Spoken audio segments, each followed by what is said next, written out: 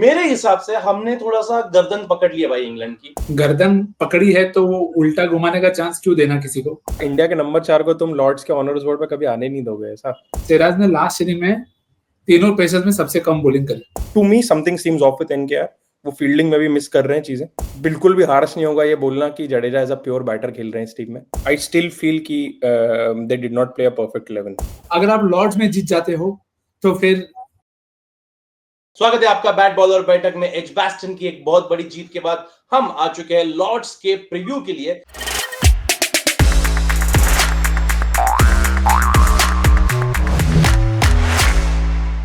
Lord's again the heritage London, ये सब कुछ ना, एक तो वैसे ही साला विंबलडन के वजह से ना मुझे बहुत ही एस्थेटिक सा लग रहा है भाई। मतलब अलग ही माहौल होगा उस सिटी में, राइट। और ऑलरेडी विंबलडन चल रहा है, उसके साथ साथ अभी टेस्ट क्रिकेट और एक काफी जो तीसरा दिन हम लोग बोलते हैं मूविंग डे, तीसरा टेस्ट इस बार मूविंग टेस्ट हो जाएगा इस पूरे सीरीज के लिए, क्योंकि मेरे हिसाब से हमने थोड़ा सा गर्दन पकड़ लिया भाई इंग्लैंड की।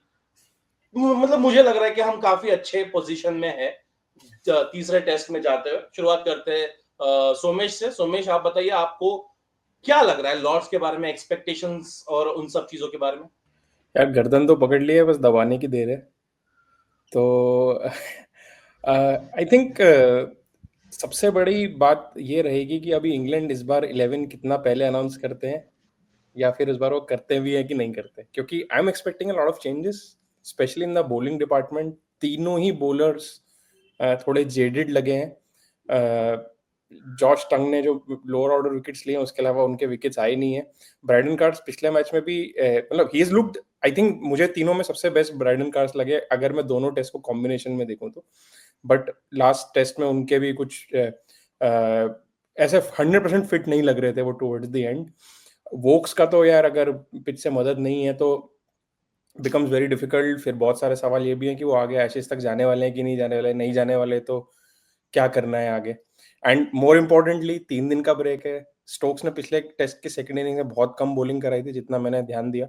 तो वो कितने हैं फिट, क्या है, कितनी सिचुएशन कैसी है, क्योंकि दे हैव टू, बिना स्टोक्स के इंग्लैंड इस सीरीज में आगे नहीं जा सकता विदाउट स्टोक्स बॉलिंग, क्योंकि वो बहुत इंपॉर्टेंट एलिमेंट है। तो I am looking forward to the England 11 a lot more than India 11 to be honest. India 11 में हमको एक चेंज स्ट्रेट फॉरवर्ड पता है किसकी जगह होगा, वो भी हम 99% श्योरिटी से बोल सकते हैं। ऑल्दो नहीं, अगर भाई वो नहीं हुआ समझ लो, उसमें भी अगर हमको डाउट है कि वो नहीं होने वाला शायद, तो फिर भाई दिक्कत है। ठीक है। नहीं यार, बट आई मीन ये करंट मैनेजमेंट में 11s में तो सरप्राइज हमेशा किया ही है। तो मतलब आई एम ऐसा भी नहीं है कि बहुत स्ट्रेट फॉरवर्ड है। देखते हैं, अगर कुछ अलग भी होता है तो हो भी सकता है, कोई बड़ी बात नहीं है।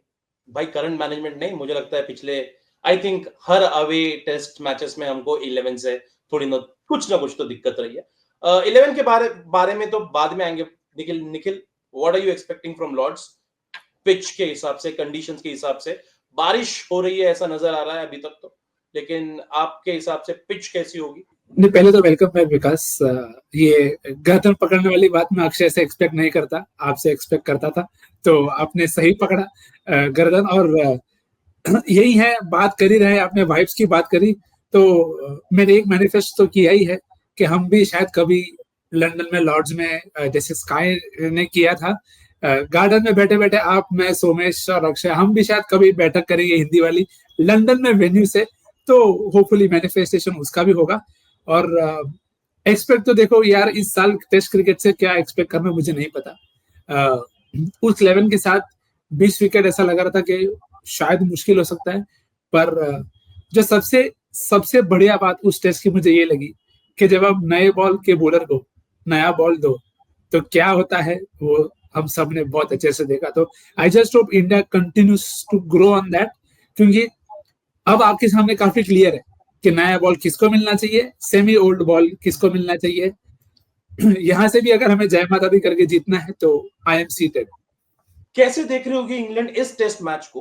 क्योंकि इफ नॉट 9, एटलीस्ट 8 दिन, 10 दिन टेस्ट मैच खेले, तो 8 दिन इंडिया का दबदबा रहा है।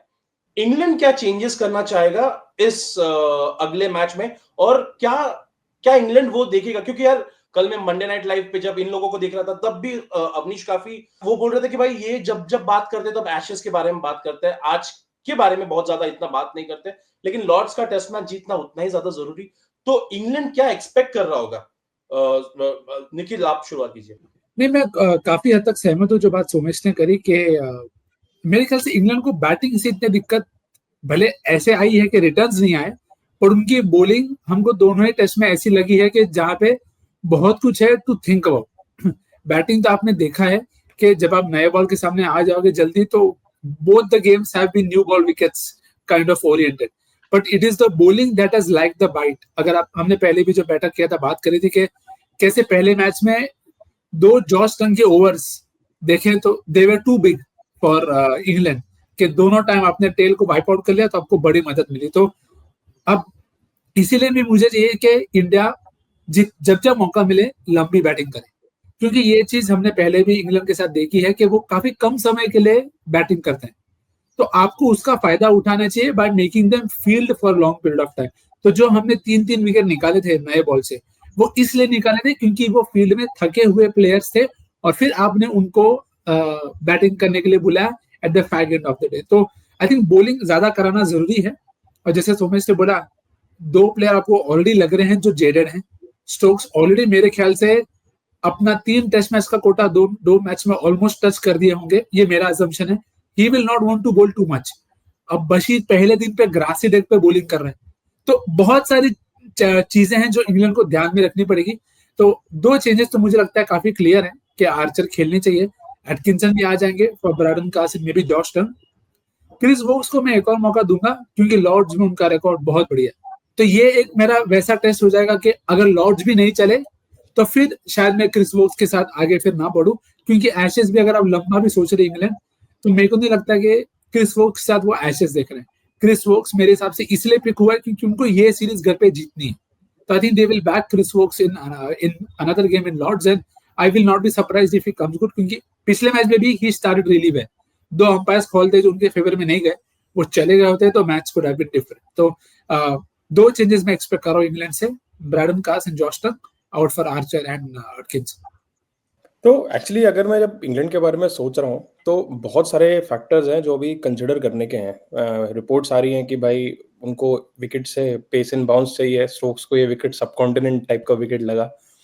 तो भाई अब ऐसा है कि पेस एंड बाउंस इतनी जल्दी, इतने कम ड्यूरेशन में, इतने कम टर्न अराउंड में वो पॉसिबल है कि नहीं, और वो पिच से कितना पॉसिबल है, क्योंकि आप लास्ट कितने भी मैचेस दिखाओ लॉर्ड्स अगर शुरू में थोड़ा बॉलर्स को मदद दे भी तो it becomes easier to bat. अगर आप 2014 वाला मैच भी उठा लोगे तो फर्स्ट डे बहुत चैलेंजिंग कंडीशंस थे जिसमें राणे ने टॉप 100 मारा था, बट बात तक आते आते they became very, it became a flat wicket, और वहां से लेकर के अभी तक WTC फाइनल भी उठा लोगे तो सेम बात है। दूसरी बात यह है कि जितना मैं वहां मौजूद लोगों से बात कर पा रहा हूँ, अगले दो हफ्ते हीट वेव एक्सपेक्टेड है। तो ऐसा भी नहीं है कि भाई उनको ओवरकास्ट कंडीशन मिलेगी या फिर ऐसी कंडीशंस मिलेगी जहां थोड़ा सीमर्स को मदद ज्यादा मिले। अगर हीट ज्यादा रहेगी तो विकेट ड्राई भी होगा, ब्रेक भी होगा। तो एक और कंसिडरेशन अभी आ जाएगा कि इंग्लैंड की जो फिलॉसफी है कि भाई हम टॉस जीत के बॉलिंग करते हैं, वो कैसे होगी, क्योंकि इंडिया आई थिंक अगर टॉस जीतेगा तो I think India would be open to bat again. उनके बॉलर्स को रेस्ट भी एक एक्स्ट्रा दिन का मिल जाएगा, क्योंकि Siraj would need it, even Akashdeep would need it. And अभी जब ये वर्क कर रही है बैटिंग फर्स्ट वाला माइंडसेट, तो चलने दो। तो बहुत सारे क्वेश्चन मार्क्स हैं। I mean I won't be surprise अगर इंग्लैंड 3 चेंजेस भी करता है तो, क्योंकि Gus Atkinson can bat at 8, but I think they won't go that far. I am expecting Woakes to play. 2 changes जो निकलने बोले वो होंगे, बट आर्चर और एटकिंसन दोनों ही इंजरी ले ऑफ के बाद आ रहे हैं, तो वो एक देखने वाला रहेगा कि भाई वो कितने फिट है वो, क्योंकि England can't afford a breakdown of a pacer in the middle of the test, क्योंकि it will increase workload on Stokes जो ऑलरेडी बहुत ज्यादा हो चुका है। B, Shoaib Bashir is not a controlling spinner, मतलब वो भाई उनको तुम अच्छी फील्ड सेटिंग से बैटर्स को एंटाइज करके आउट कर सकते हो, बट मैंने कहीं स्टार्ट पढ़ा था कि जितनी बॉलिंग उन्होंने करी है उतनी बॉलिंग के जितने भी हिस्टोरिकल स्पिनर्स रहे आज तक का सबसे ज्यादा इकोनॉमी रेट शोएब बशीर का ही है, तो वो कंट्रोल नहीं देते उनको। तो ये एक हेडेक है। खैर ये तो बॉलिंग डिपार्टमेंट की बात रही। भाई उनका टॉप स्कोरर इस सीरीज में नंबर 7 वाला बैटर है, तो मैं ये भी नहीं बोल सकता कि सिर्फ बॉलिंग हेडेक है, बैटिंग भी हेडेक है। सबसे इम्पोर्टेंट तो जैक क्रॉली, इंग्लैंड की मतलब इस क्रिकेट के इतिहास में जिन बैटर्स ने 6000 रन बनाए, उसमें जो लोएस्ट एवरेज के प्लेयर्स हैं वो टॉप तीनों ही इंग्लैंड के, उसमें से एक तो अभी इनकी टीम का कैप्टन है। तो बहुत सारी चीजें हैं, अगर जैक क्रॉली उतना खेल जाए 6000 रन तक अगर वो टिक जाए, तो वो आई एम प्रीटी श्योर कि लोएस्ट एवरेजिंग 6000 रन स्कोरर बनेंगे, पर वो 6000 तक जाने के लिए उनको अभी बहुत मेहनत करनी पड़ेगी। So my eyes are on him as well, बहुत प्रेशर होगा उन पे। एंड स्टोक्स की बैटिंग पोजीशन पे भी I think he should start batting at 7, but अभी ऑफ कोर्स वो तो उनका कॉल है। देखो बात जरूर आएगी करुण के ऊपर भी। करुण का जो स्लॉट चेंज किया गया 6 से 3 पे, बहुत दिनों के बाद में कमबैक हो रहा है, उतना अच्छा हुआ नहीं है। एक बार अच्छी गेंद मिल गई, लेकिन एक बार अच्छे स्टार्ट के बावजूद हाफ वॉली पे ही ऑलमोस्ट आउट हो गए। करुण नायर की बात हो सकती है। रविंद्र जडेजा ने अपने आप को रिडीम काफी अच्छे तरीके से कर लिया, तो आई डोंट थिंक वहां पर बहुत ज्यादा सवाल हो सकता है इन कॉमन माइंड, लेकिन हमारे माइंड्स शायद थोड़े से अलग हो सकते हैं। तो I think I straight up ask Somesh की क्या रविंद्र जडेजा, करुण नायर, एनकेआर, ये कुछ और पोटेंशियल चेंजेस है वहां पे, क्या इंडिया अपने 11 के साथ कुछ छेड़छाड़ी करेगी? देखो पहली बात तो ये कि इंडिया लास्ट टेस्ट जीता, कॉम्प्रिहेंसिवली जीता, बट आई स्टिल फील कि they did not play a perfect 11। Result उनका उनके फेवर में गया, अच्छी बात है, बट वो गया एक बहुत ही ज्यादा एक्सेप्शनल बैटिंग परफॉर्मेंस के कारण, और एक बहुत ही ज्यादा टॉप न्यू बॉल स्पेल जो मेमोरेबल रहेगा उसके कारण, वो भी एक ऐसे बंदे से जो रेगुलरली आपकी टीम में नहीं खेल रहा। तो कहीं ना कहीं वो उनको सोचना पड़ेगा। पहले टेस्ट के बाद लाजमी था कि थोड़ा कंसर्न था कि यार बैटिंग डेप्थ नहीं है, बट सेकंड टेस्ट में कहीं कहीं उनको समझ में आया कि भाई हमारे पास विकेट टेकिंग बॉलर्स नहीं हैं। आपने टॉपिक उठाया, आई थिंक करुण नायर, एक बहुत फाइन लाइन है, अभी टू सून लग रहा है to take a call on him, but एक और test without at least a half century, तो 6 इनिंग्स जिसमें एक भी 50 नहीं पड़ेगी, तो वो फाइन लाइन इतनी क्रॉस हो जाएगी कि उसके बाद उनको आगे खिला पाना थोड़ा जस्टिफाइबल नहीं लगेगा, specially if you have players like Sai Sudarshan and even Dhruv Jurel in the waiting. Dhruv Jurel already had a very good series against England, तो एक वहां पर वो चीज है। पर्सनली मुझे एनकेआर और साई वाला स्वैप तो एनी विच वे समझ में नहीं आया कि वो करने की क्या नीड थी, जब आपने साई को ऑलरेडी नंबर 3 के लिए खिलाया था। एनकेआर ने टोटल मैच में आई थिंक बॉलिंग भी 6 ओवर ही करी है, तो ऐसा नहीं है कि वो बहुत ज्यादा बॉलिंग करने वाले हैं, और यार कितनी बॉलिंग आप एक्सपेक्ट करोगे उनसे एनीवे। तो अनलेस एंड अनटिल मैनेजमेंट को ये लगता है कि भाई एनकेआर एज अ बैटर अभी साई से ज्यादा दे सकते हैं, क्योंकि ऑलरेडी वो टेस्ट क्रिकेट खेल चुके हैं, वो एक अलग आर्गुमेंट है। अगर वो थॉट प्रोसेस हो, I am still okay with it, अगर उनको ऐसा लग रहा है देख के तो। But to me something seems off with NKR, वो फील्डिंग में भी मिस कर रहे हैं चीजें, तो hopefully he switched on again, क्योंकि इंडिया को जरूरत पड़ेगी। स्टोक्स ने एक बहुत इंपॉर्टेंट बात बोली थी पिछले मैच में कि भाई इंडिया प्रेशर में था after Pant and NKR got out, 200 पे 5 थे हम, that game could have been very different if not for Ravindra Jadeja's batting along with Gill ने तो किया ही, but Jadeja as a batter did his part. But at this point of time बिल्कुल भी harsh नहीं होगा ये बोलना कि Jadeja as a pure batter खेल रहे हैं इस टीम में। उनके लास्ट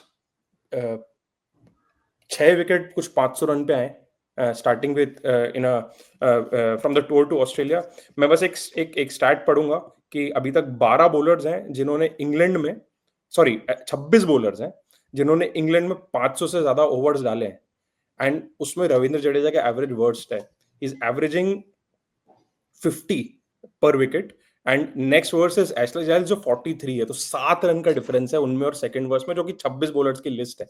एंड ऐसा भी नहीं है कि वो मतलब कम खेले हैं या कम एक्सपीरियंस है, 500 ओवर्स बहुत होते हैं। इनफैक्ट अगर वो 12 ओवर अगला मैच खेल के 12 ओवर्स और डाल देंगे, तो उनसे ज्यादा इंग्लैंड में बॉलिंग किसी भी इंडियन स्पिनर ने नहीं कर रखी होगी। मतलब वो कुंबले और बिशन सिंह बेदी से भी ज्यादा ओवर्स इंग्लैंड में करा देंगे, बट रिवॉर्ड्स बिल्कुल नहीं आए। तो इंडियन अपने कॉम्बिनेशन में India need to look at it. Of course उनकी बैटिंग के बाद you can't, no chance you will drop him, but आपको बॉलिंग में कहीं ना कहीं रीइंफोर्समेंट चाहिए। तो आई बुमराह आ रहा है, बट आई वुड मतलब मेरे से पूछोगे तो I will gamble with Kuldeep as well कि भाई go for the kill, bowlers और भर लो सो दैट ये गेम है जहां तुम निकाल सकते हो।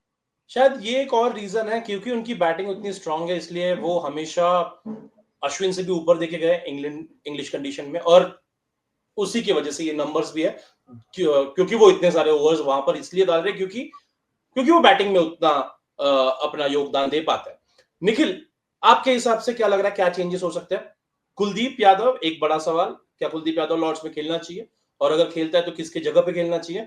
और Nitish Kumar Reddy, should he continue या फिर वापस तुम एक बार शार्दुल को देखोगे, करुण नायर वापस 3 नंबर पे, क्या वहां पर कुछ चेंजेस आ सकते हैं? नहीं, मैं बैक करूंगा, क्योंकि एक मैच के बाद कॉल लेना मेरे को बहुत ज्यादा हार्श लगेगा कि आप 3 मैच में 3 नंबर 3 खिलाओ।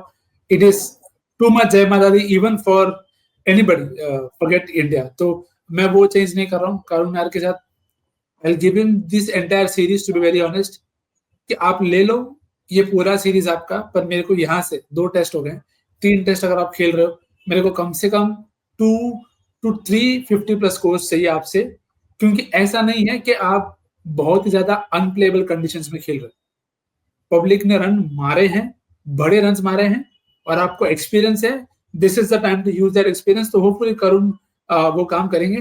तो वो हो गया करुण की बात।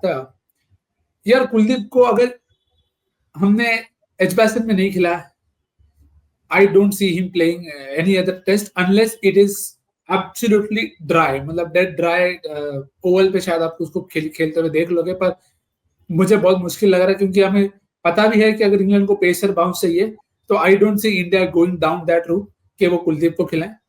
मैं बस ये चाहूंगा कि एनकेआर और जडेजा का प्लेस स्वैप हो जाए, कि जडेजा चुपचाप 6 पे आ जाए, एनकेआर 7 पे आ जाए। That will solve multiple problems for me. Jadeja time पे अच्छे से बिता सकते हैं क्रीज पे, जो हमने देखा फर्स्ट सेकंड टेस्ट में, और टेल के साथ जो बैटिंग की जो इशू है वो भी सॉर्ट हो जाएगी, और एनकेआर को थोड़ा फ्रीडम भी मिल जाएगा to not worry too much about wanting to bat like a batter. I know सुन के थोड़ा अजीब लगता है कि टेल के साथ बैट करोगे तो you will be able to ease yourself, but आप 6 पे खेलते हो तो you think like a number 6 batter. तो थिंकिंग और माइंडसेट में मुझे लगता है फर्क हो जाएगा। तो मैं एनकेआर और करुण दोनों को बैक करूंगा। मुझे कुलदीप खिलाना है, but I don't see that happening.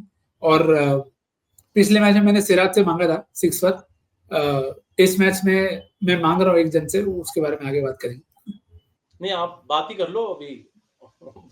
Suspense नहीं तो फिर ये, क्योंकि नहीं सस्पेंस इसके लिए क्योंकि पिछले मैच में सिराज पे बहुत बात हुई थी, आज जडेजा पे हो गई है। तो अगर जड्डू इतने सारे मैचेस में जितने विकेट लिए हैं, वो अगर लॉर्ड्स में अकेले मैच में 5-6 ले लें, तो बहुत ज्यादा मांग रहा हूँ, मुझे मालूम है, पर ठीक मांगना ही है तो कुछ खतरनाक मांगे। एक आखिरी चीज जाने से पहले, मोहम्मद सिराज ऐसे बॉलर है जो शायद आपको अगले दोनों टेस्ट मैचेस में लगेंगे। उन दोनों टेस्ट मैचेस में एक मैच बुमराह नहीं खेलेंगे, तो क्या अगला मैच वो खेलना चाहिए? सुमेश, आई think he should play, India should go for the किल। ये अच्छा मौका है ये टेस्ट जीतने का। ये टेस्ट अगर इंडिया जीतती है तो they can be a lot more flexible with the remaining 2 tests. But having said that, I mean, again, मतलब I'm open to surprises कि पिच देख के सब देख के क्या होता है। एंड अभी हम ये भी नहीं बोल सकते कि बुमराह 4th नहीं खेलेंगे या 5th नहीं खेलेंगे, तो वो भी कोई अनसर्टेनिटी है। If Bumrah plays this and the next, तो maybe they can then rest Siraj for the next one। तो बहुत सारे combinations possible है। पहले हमको बहुत स्ट्रेट फॉरवर्ड लग रहा था कि Bumrah 1st, 2nd and 4th खेलेंगे, जैसा नहीं हुआ। So I think Siraj also would want to play at Lords, and all of them would want to play at Oval again. So I'm looking at that perspective. I think it's more on what players want right now. ऐसा माहौल दिख रहा है कि सब चाहते हैं कि प्लेयर्स भी खुश रहें, उनको जो चाहिए वो मिले, and टीम उसके अराउंड बन पाए। तो that's the vibe that I get, because otherwise there is no explanation of Bumrah not playing in this test, which was played अभी एजबैस्टन में। इसी सवाल को थोड़ा सा घुमा के पूछता हूं निखिल, कल के मंडे नाइट लाइव में जहां पर आप भी थे, वहां पर ऐसा बोला गया था कि बुमराह ने लॉर्ड्स भी ना खेले and he would play 4th and 5th। What do you think? Should नहीं, गर्दन पकड़ी है तो वो उल्टा घुमाने का चांस क्यों देना किसी को? If you are coming to a position where you are 1-1 without having played Bumrah in that game, I think there is no reason to let up. Just मैं स्कोर कार्ड कंफर्म करने के लिए चेक कर रहा था। सिराज ने लास्ट इनिंग में तीनों पेसर्स में सबसे कम बॉलिंग करे। और ये it's a sign for me, ये साइन आपको पहले टेस्ट में भी दिखा कि जब 70-80 रन चाहिए थे तब उसके बाद से सिराज ने बॉलिंग ही नहीं करी थी। He came back right at the back end to bowl with the new ball when they took at the very end, जब 10-15 रन चाहिए तब शायद। तो इंडिया ने मैनेज किया है वर्कलोड, और ये वो टेस्ट नहीं है जहां पे I have to think about workload, क्योंकि ये अगर लॉर्ड्स का टेस्ट, क्योंकि अब प्रेशर इंग्लैंड पे है, ये मैच अगर आप किसी तरह से if you get to 1 ahead, then the pressure is completely and massively even more on England.